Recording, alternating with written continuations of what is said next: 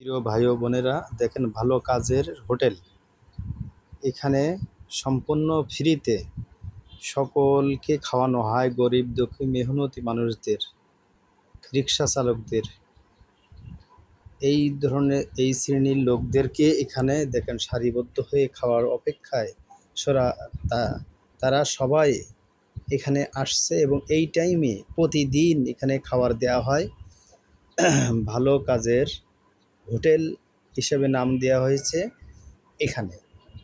এখানে সুন্দরভাবে পরিবেশন করে রাস্তার সাইডে, ফুটপথে রাস্তার সাইডে দেখেন তারা বসে আছে। এখান থেকে প্লেট ধুয়ে কর্মীরা এখান থেকে তাদেরকে পরিবেশন করছে এবং তৃপ্তি সহকারে খেয়ে তারা এখান থেকে প্রতিদিন খাইতে পারে এই খাবার।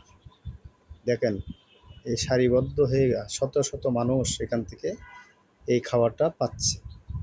এই যে এই গ্রিন কালার যে গেঞ্জি ভাইরা, এরা কর্মী, এরা এখান থেকে পরিবেশন করছে। আসলে ভালো কাজের সহযোগিতা সবার করা উচিত। এই মানুষদেরকে আমরা সাহায্য করব।